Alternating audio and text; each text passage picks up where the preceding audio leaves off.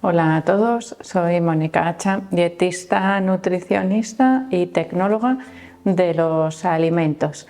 Hoy te voy a contar 5 cosas que necesitas saber de la quinoa para sacarle el máximo partido.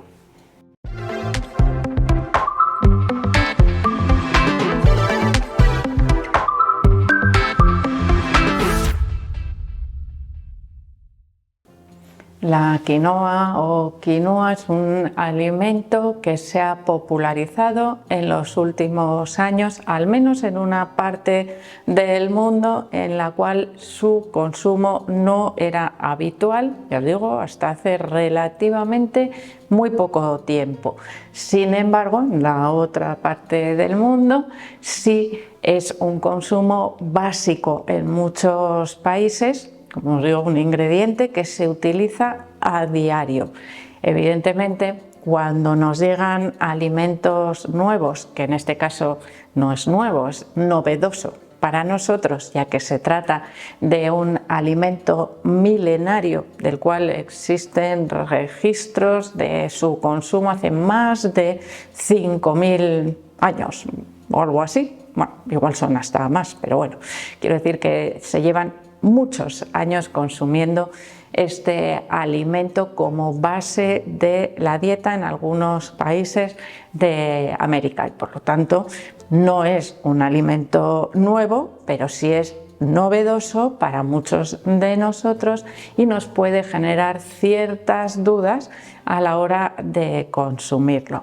En primer lugar, tenemos que saber que la quinoa no es un cereal, aunque su consumo es similar, su uso, cómo lo cocinamos, cómo lo preparamos, cómo lo utilizamos, es similar al de otros cereales que en este caso sí forman parte habitual de nuestra dieta desde hace también miles de años, como puede ser el arroz.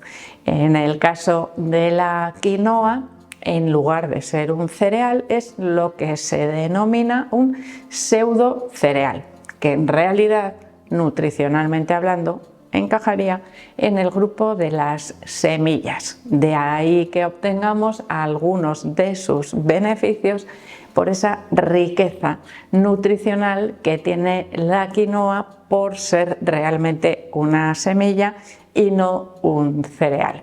Aunque el uso que le damos, ya os digo que es similar al de otros cereales como el arroz. Esto os lo digo porque cuando penséis, pues voy a consumir quinoa, voy a introducirla en mi dieta o voy a probarla porque no la he probado nunca. Podéis buscar recetas en las cuales el ingrediente principal sea el arroz y sustituirlo por quinoa. Evidentemente, si quiero preparar una paella, el ingrediente principal básico es el arroz y no hay sustitución posible por la quinoa porque sería otra receta. Pero si yo utilizo, imaginaros, el arroz blanco, por ejemplo, de acompañamiento para unas albóndigas, las puedo acompañar de quinoa en lugar de ese arroz. Y ahí tengo una sustitución perfecta, con una composición nutricional, como vamos a ver, bastante diferente y que me puede dar también mucho juego a la hora de darle más variedad a mi cocina o de mejorar nutricionalmente mi dieta. Como todas las semillas, la quinoa tiene un contenido bastante elevado de proteínas en su composición, alrededor de un 23%, y además se considera que contiene todos los aminoácidos esenciales. Por lo tanto, ahí tenemos un beneficio extra del consumo de quinoa en lugar de cereales. Sobre todo, ¿para quién?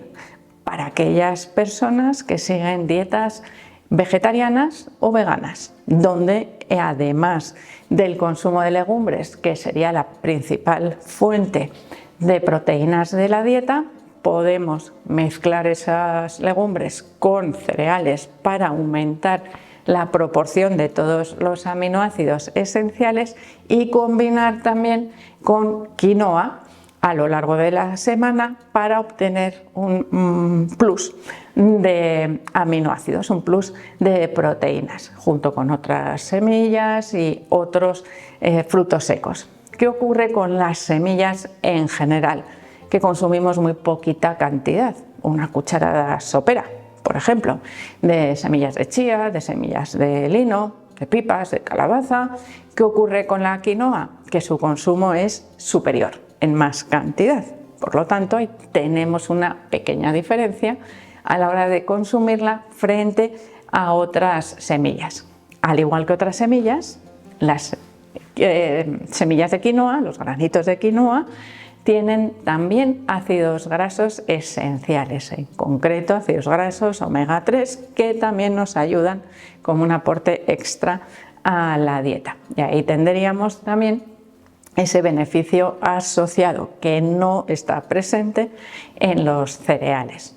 Además, la quinoa nos proporciona minerales como el calcio, el hierro, el fósforo, el magnesio, es decir, algo también muy interesante dentro de un patrón alimentario saludable. Por otro lado, tenemos un cereal o pseudo cereal libre de gluten. No contiene gluten, por lo tanto, sería un alimento, un ingrediente válido para las dietas de las personas que tienen celiaquía, sensibilidad no celíaca al gluten o enfermedades autoinmunes, por ejemplo, que necesiten reducir la cantidad de gluten de la dieta porque les puede actuar como detonante de la aparición de síntomas. Así que ahí tendríamos también ese beneficio extra. Como perjuicio, podríamos decir, la dificultad principal que tiene su cocinado es que necesita una limpieza previa importante. 2 o 3 lavados hasta que el agua nos salga perfectamente clara para eliminar el contenido en saponinas que contiene en su superficie, que le da sabor amargo, pero que además esas saponinas pueden actuar como un antinutriente, es decir, que retira de la circulación, sobre todo los problemas con los antinutrientes los solemos tener con minerales que contenemos en los alimentos en bajita proporción. Por ejemplo, el zinc podría ser uno de esos minerales afectados por los antinutrientes presentes en los alimentos.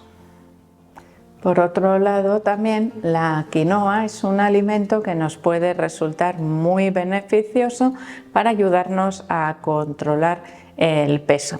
La quinoa tiene un contenido en carbohidratos más bajito, además es más alta en fibra que la mayoría de los cereales, excepto en este caso podríamos decir la avena, cuando la utilizamos en forma de copos, pero bueno, respecto a otros cereales tiene un contenido superior en fibra, lo cual ralentiza su digestión, generando una mayor sensación de saciedad y ralentiza también la absorción de los carbohidratos que contiene.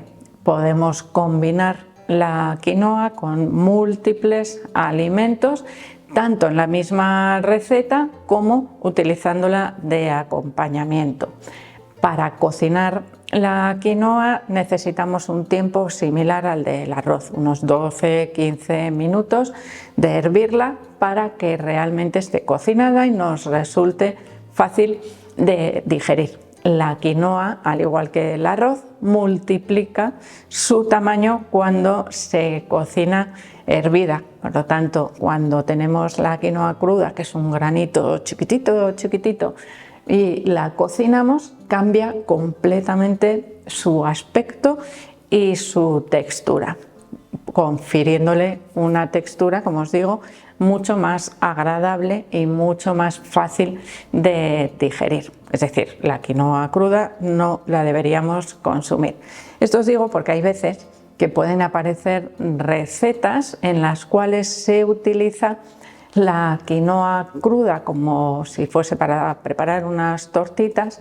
Tened en cuenta que esas tortitas necesitan suficiente tiempo de cocción para que esa quinoa sea fácilmente digerible. siempre necesitamos cocinarla, no la podemos consumir en crudo porque no la digeriríamos fácilmente.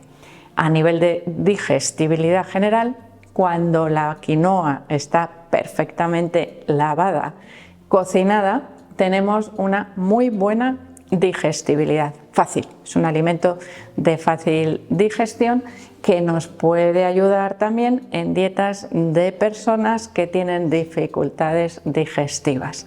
Así que aquí tenemos un alimento súper completo que podemos incluir muy fácilmente en la dieta.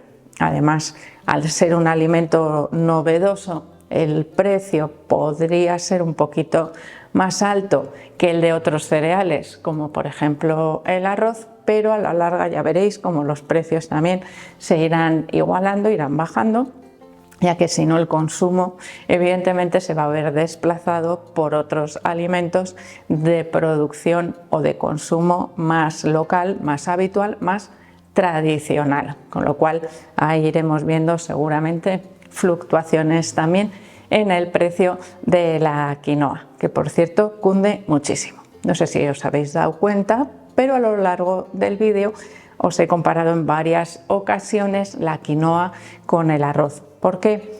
Porque el arroz es un alimento muy básico, muy económico, de consumo muy habitual, que nos proporciona rápidamente energía en forma de carbohidratos.